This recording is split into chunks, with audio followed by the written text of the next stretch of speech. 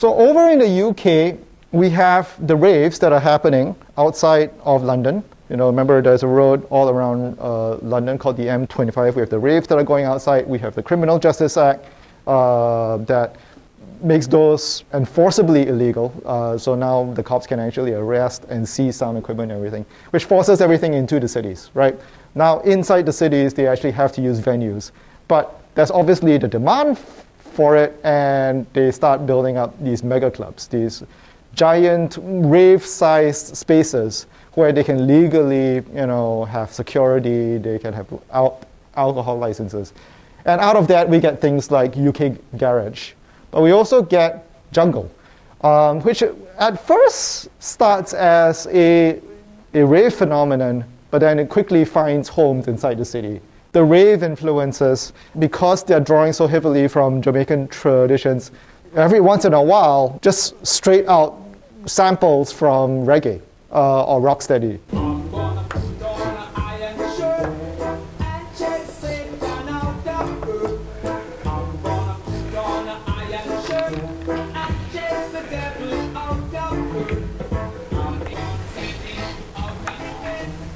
So this is sampled in this other track.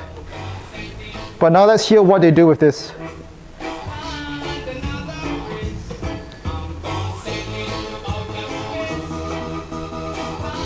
So now we have the rave sound with those synthesizers.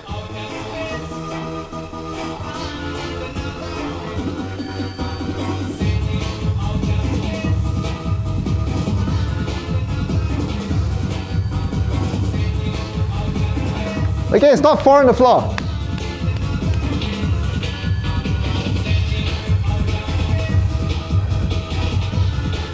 So this is the Prodigy, probably the most successful rave band of its time. We're talking about still early 90s, but throughout the 90s, I'm going to say.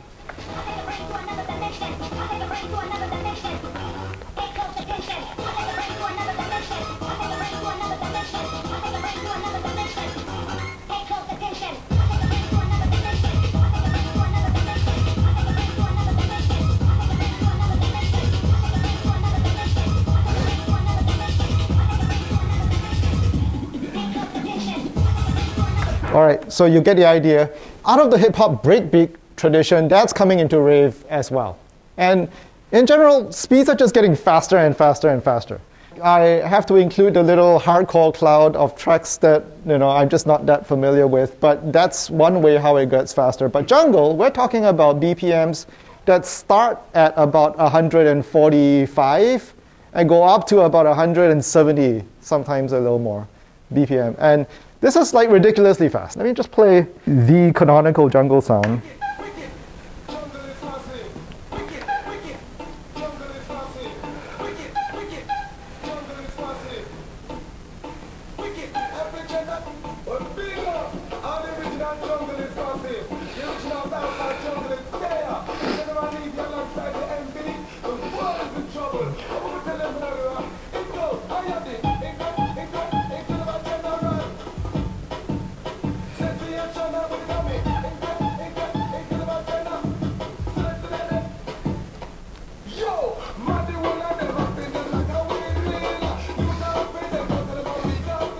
So it sounds a bit like dancehall.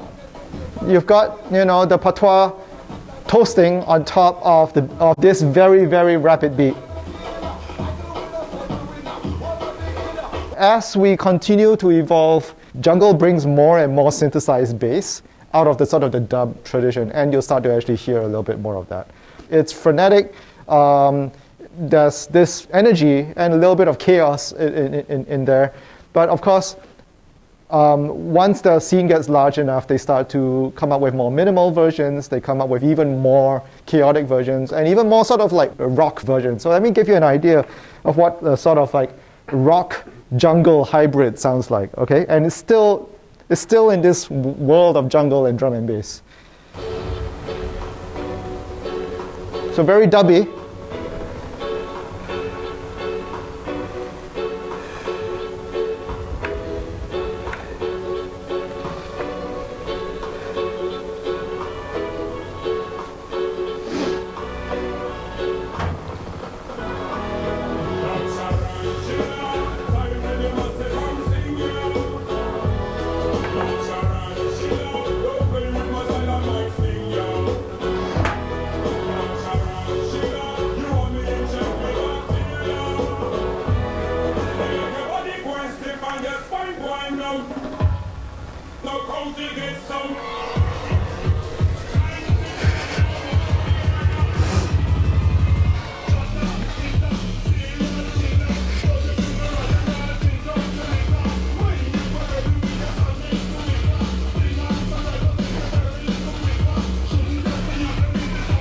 Listen to the bass drum and the kick drum in particular. It's going to come back.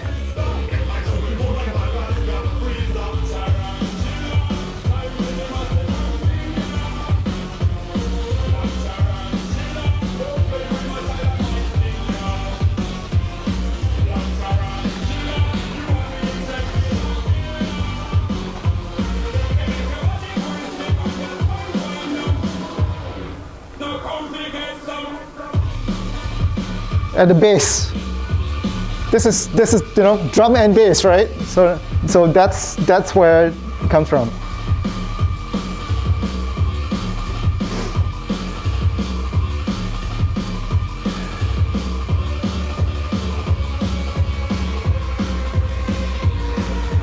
That beat, by the way, sometimes is called the two-step beat, which is actually a little bit confusing because two-step means one thing in drum and bass and another thing in UK garage. You hear the same words, two-step, refer to completely different things depending on which genre you are, and it's really confusing because they're both being played in the same clubs at the same time. For the drum and bass definition, it is that particular kick pattern. Dum-pa, dum-pa, dum-pa, dum-pa, dum-pa. That's the two-step kick pattern. Garage, let me see whether I can find a two-step song.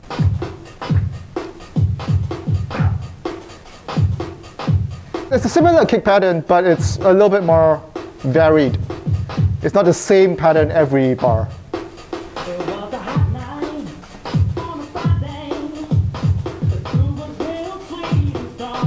So that's the UK garage. There should be a line from R&B to UK garage, but I guess it goes through deep house. That's fine.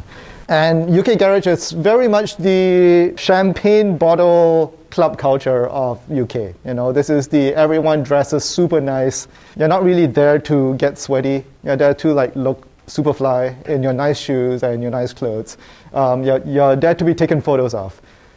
Jungle and drum and bass, you're there to get sweaty. With the Jamaican style toasting in jungle, we have all kinds of MCs still continuing to work in drum and bass on top of the tracks, which become increasingly instrumental.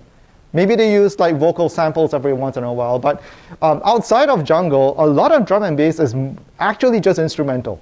And that gives space for MCs to pick up a mic and either rap over it or Jamaican-style toasting over it. Usually it's a bit of a blend of the two. Between UK garage and drum and bass, the MCs that are sort of working in this London space, working in this very, very high BPM, 140-ish BPM, we start to get grime, which is a UK style of rap.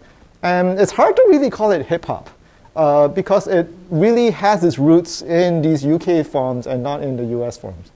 It's a very similar story to hip-hop. DJs looping disco tracks, and then MCs having the space then to actually rock the party, to shout out to the crowd on top of that. Now, 20 years later over in London, the same sort of thing is happening again, only that they're using garage tracks and you're using drum and bass tracks. So let's play a couple of grime tracks. I'll play one with vocals, but you can see this is a 140 BPM track.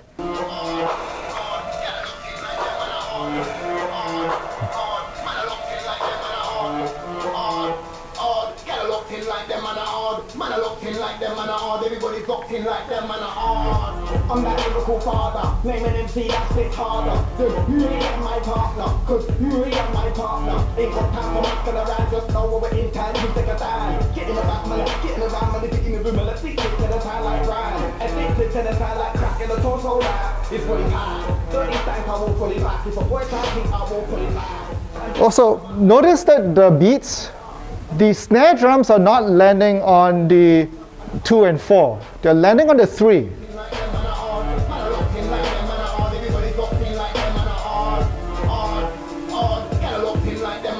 There's no snares here.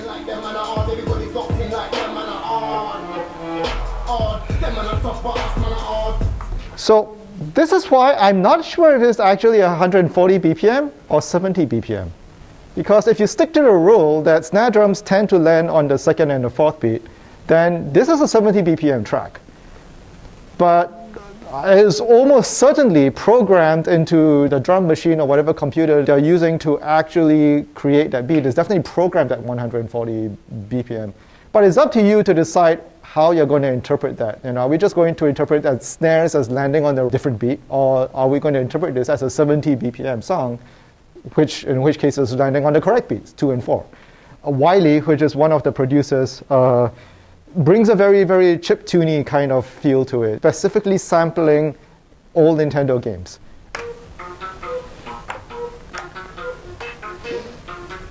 Now this is interesting because this is a grime instrumental. So you don't have the UK accented vocals to tell you that this is grime music. But there's also been like dozens of grime MCs who've rapped over this particular beat, so it's definitely included in the grime canon. Now the beats are landing on the 4.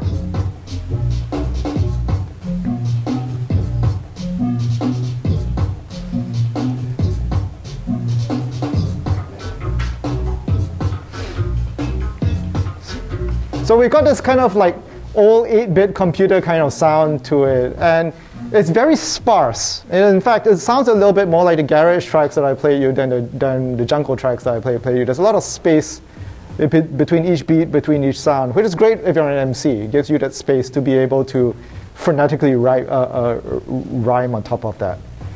Here's another Wiley track. I need to sync this up.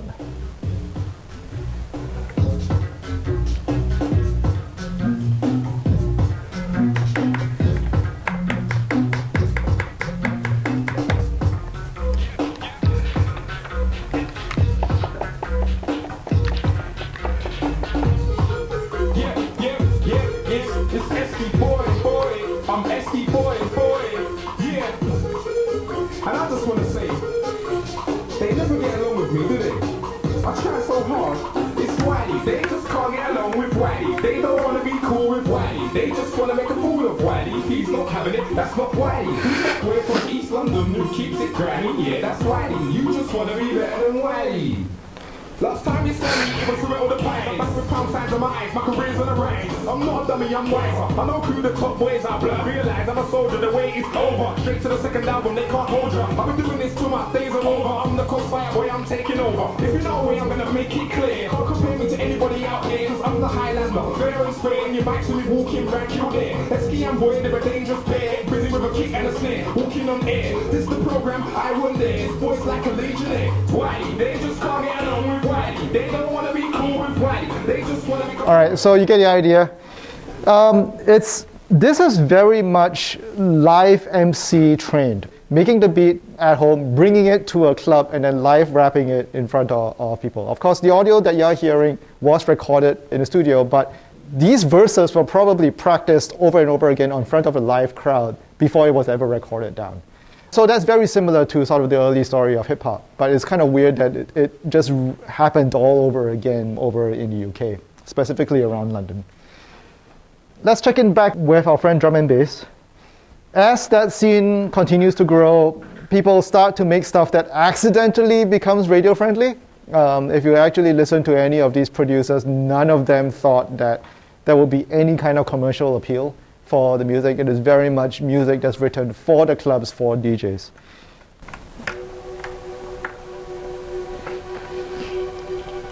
But you can hear a track like this.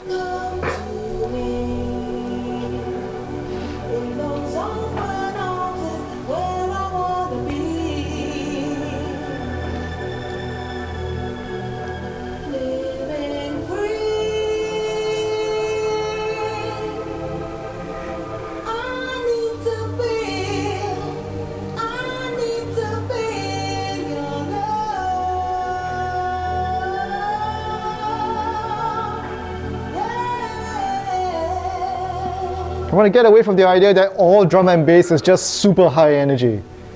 It's super fast, but this is pretty chill. This is very soulful, right?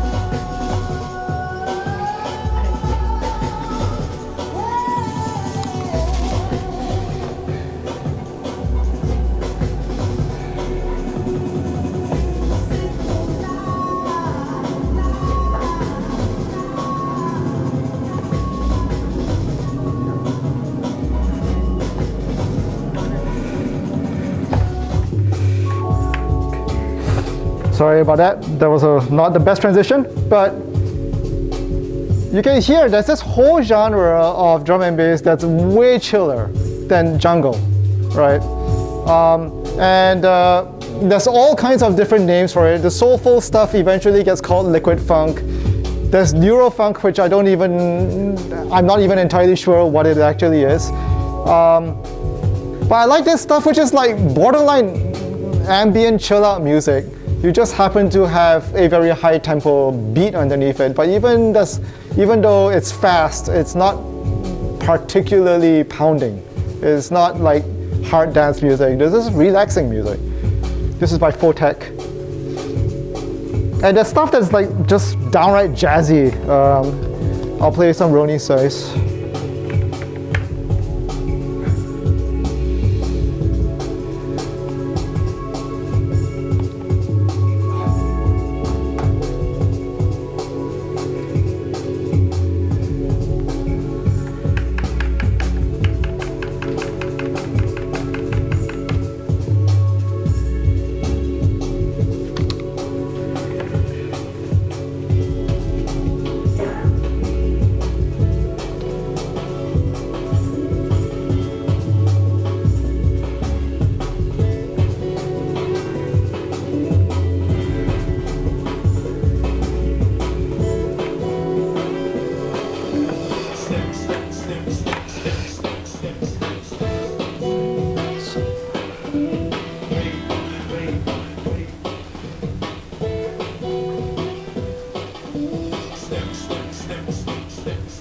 So like this is one of the jazzier tracks. Actually, I'm going to jump forward a little bit to where the bass line starts.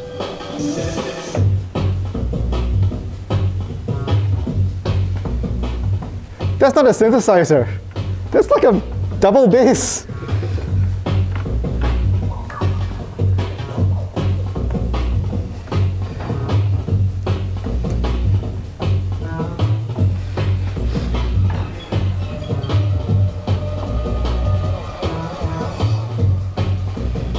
So, because the drum and bass scene is creating such a wide range of things that sort of, as long as you're the right BPM, and you kind of have this two-step compatible beat. Your beat doesn't have to be exactly two-step, but you can mix it into the two-step kick beat.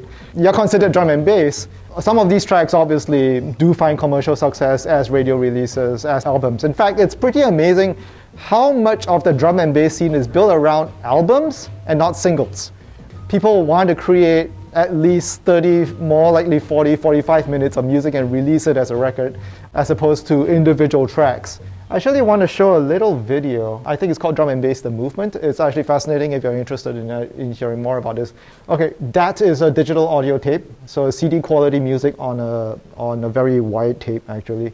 And of course, the CD, you know what it is. So they're sort of remembering what it will take to be able to test any of these tracks out. You know, how you would have to cut the records in London of a work in progress. Before they put everything together or released it as an album, how did they test these records out in clubs? Because it was so difficult to cut these dub plates, these test records, people were kind of forced to interact with each other. And it did create one form of thriving community for the people who were in that situation. On the other hand, you heard one of the producers for Pendulum, and he's Australian. He's on the other side of the world trying to create this music, and he doesn't have access to any of these communities because he's just got the internet. From the 90s, dub plate culture going into the 2000s internet culture, specifically AOL Instant Messenger, becomes the new community center that sort of takes over from the dub plate cutting room to the community that allows people in Berlin, people in America, people in Australia to start to connect with these UK pioneers. And that's when the folks in UK realize, oh, people outside of the UK actually like drum and bass as well. And that shakes up the whole scene and gives it new life. So there's a lot of nostalgia, but also a lot that came out from the changes in technology of just, we no longer have to cut these things. We have CDs, we have MP3s. We don't actually need to cut things onto vinyl anymore. I should talk a little bit about dubstep. Dubstep kind of works in the same tempo ranges. Remember, we talked about the 140 BPM song, which could be a 70 BPM song. If you just think of a dubstep track as being half the tempo of a drum and bass track, it actually makes a lot of sense, especially the UK dubstep, which was the first time that word gets used is over in the UK.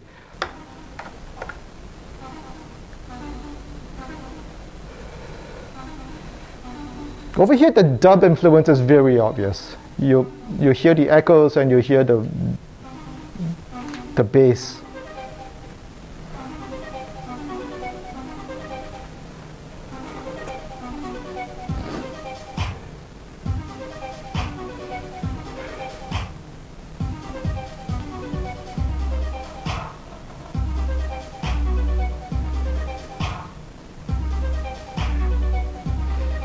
So again, a lot of this music is being produced at 140 BPM. But at 70 BPM, it sort of also makes sense as those snare drums happening.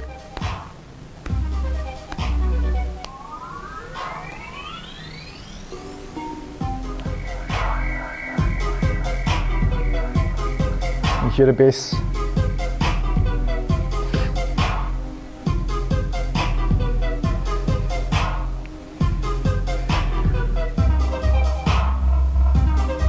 And now you're getting that very typical dubstep bass, right? Some people call it the wobble bass or the wub, right?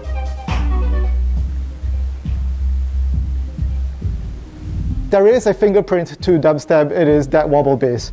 However, how many of you are listening to this and says like, this sounds nothing like the dubstep that I know? Yeah, okay. This is not the bass that you're used to hearing. This is clearly bass. It's like as a descriptive low frequency sound. It's first of all, it is a melodic bass, but it's not the Skrillex bass for some reason. This is Lose Yourself in Your Head. This is Walking Down London on a rainy night music. Compare it to a Skrillex track. So tempo-wise, this particular track is very similar to the last track that you heard. But you are hearing a lot more of those high-frequency instruments coming out. It's a lot less mellow. But you can sort of hear why it's in the same genre. It's still considered in the same genre. Only it's Skrillex's own personal artistic style on top of it, the techniques. He's an amazing sound designer. It actually sounds better on a wider range of different kinds of sound systems. You can hear these keyboard lines on a phone speaker. You don't actually need a good subwoofer to be able to understand what's going on in the song. The previous song I played you by Scream from the UK artist, you just wouldn't be able to hear that bass at all. The bass would just disappear on a phone speaker. You might be able to hear it with a good pair of headphones. But of course, even while this was being popular, people were still making the chiller, the more melancholy dubstep. And some of the tools that they use aren't even all that elaborate. There's an artist named Burial. Burial is not using any digital audio workstation, at least not the music-producing digital audio workstation to make this kind of electronic music. That artist is actually using what's called a sound editor. Some of you may already be familiar with tools like Audacity or Isotope RX. It's meant to edit waveforms, not meant to put together music. But that's how that artist is putting their entire album together, just chopping up different waveforms and sort of blending them, as opposed to thinking of them as musical instruments or notes, or beats. It's all just waveforms, which is pretty amazing. Out of dubstep, we have this whole artistry around sound design. Folks like Skrillex, like Sonny Moore, folks like Burial over in the UK, and Scream are sort of discovering what else you can do with sonic waveforms, which eventually just becomes industry practices throughout even pop music.